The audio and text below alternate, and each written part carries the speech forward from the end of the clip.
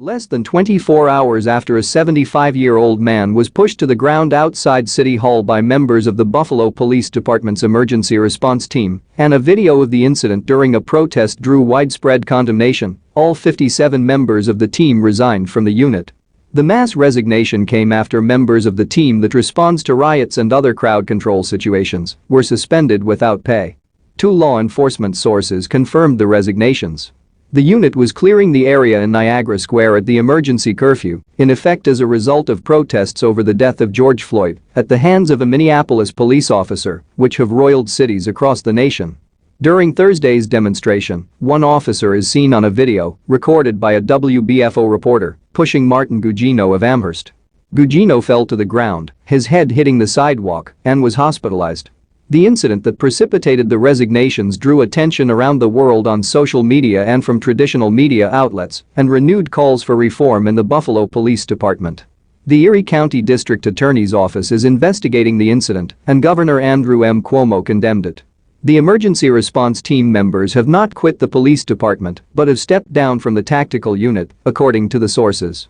Spectrum News First reported the resignations on Twitter, along with WIVB-TV.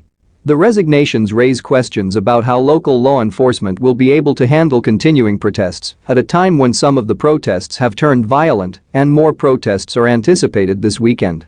Saturday evening, a woman who drove a car into the middle of protesting in Delaware Avenue was pulled from her car and beaten up, police said.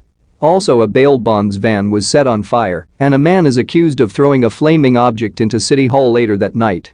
Monday night, after a non-violent march ended in front of the Northeast District Police Station on Bailey Avenue, a woman drove a car through a line of police in riot gear, running over a state trooper who suffered a shattered pelvis and broken leg. "I can say that Buffalo will be safe this weekend," Mayor Byron Brown said at a news conference Friday evening. "We have a contingency plan." Brown said protesters in the streets and residents in their home would be protected. "My goal as mayor is to bring the city together during this difficult time, to let all of our residents living in every single neighborhood know that they are cared about, that they are protected, to let our peaceful protesters know that their voices are being heard, that we are listening, that we will work with them for real change on the issues of police brutality in the city of Buffalo, racial injustice," he said. Erie County Executive Mark Palankers said Friday afternoon that if they've resigned, "I'm exceptionally disappointed by it because it indicates to me that they did not see anything wrong with the actions that occurred that night." He also said he intended to find out what the protocol is for filling the void, but did point out that a large contingent of state police was in the area to assist. He said he hopes that the more recent pattern of peaceful protests and goodwill from recent days has not been undone by Thursday night's actions. "I hope it hasn't been destroyed because two officers acted," Palankers said. The officer who pushed the individual down, "I think he realized right away the gentleman was severely hurt and it looked like he was reaching down to help him. And then his superior seemed to push him to go forward. That one action, I hope, does not destroy the efforts of so many to reach that agreement for all, that we can work together."